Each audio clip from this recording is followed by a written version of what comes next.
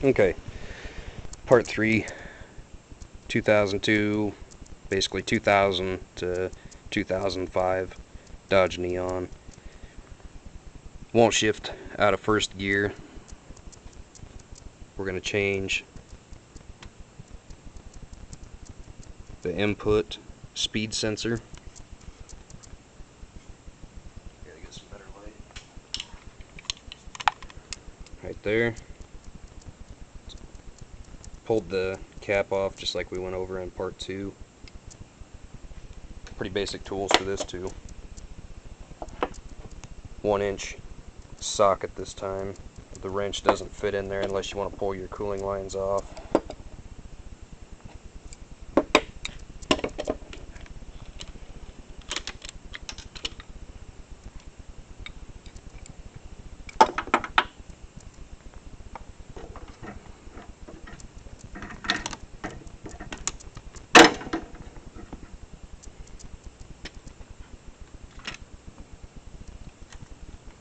Pull the wiring clip out of the way.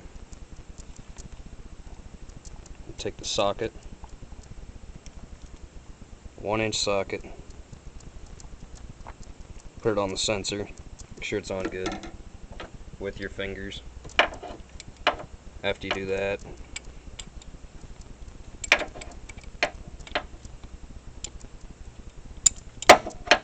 put your ratchet on, give it a turn.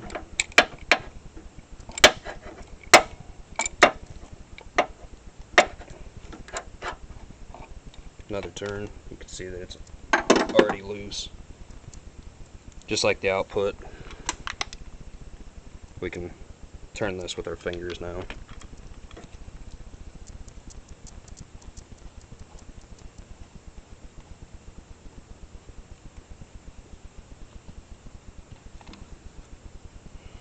Old part, like we said in part 2, make sure that your area is nice and clean because it does go straight into your transmission. And these transmissions have to have clean transmission fluid. That's why you use the ATF plus 4. New part, part number,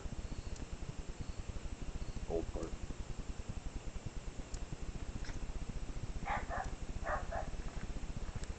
Looks like we took it out. And doing the output sensor in part 2. Put it in with your fingers. These are plastic threads. You don't want to mess them up.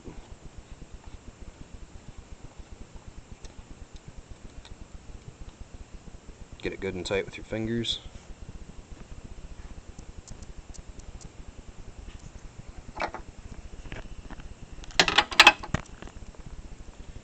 Take your socket, 1-inch socket.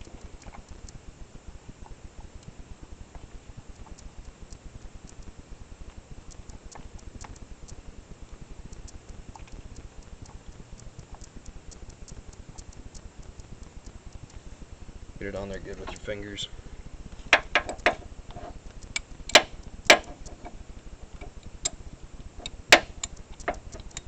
Then go to your ratchet.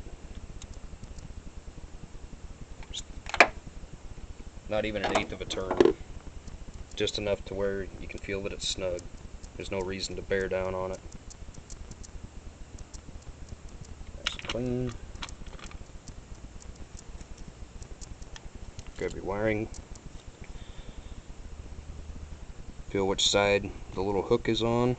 That's where you want that to hook into, right in there. Don't force it.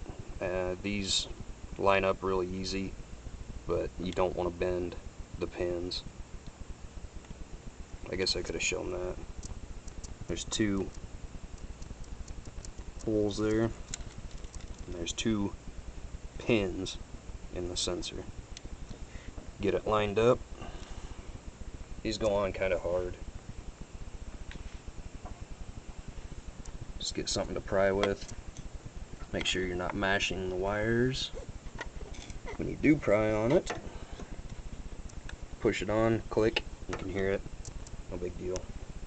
Okay, those are both in. Everything looks good. we'll go ahead and put our air box, mass air sensor, hook everything back up, go out for a quick test drive, see if that remedied the problem. I don't think that it will. I think it's going to take the solenoid, especially after the antifreeze has been circulated through it. It sounds pretty common that any foreign material in there plugs those up, corrodes the solenoid. So I'm sure that we'll be using the $180 part, but it's always worth a try. Part 4, we'll go for a test drive. I'll show that, show what it's doing. If that fixes it, then that'll probably be the end. If it doesn't, we'll go ahead and put the solenoid on.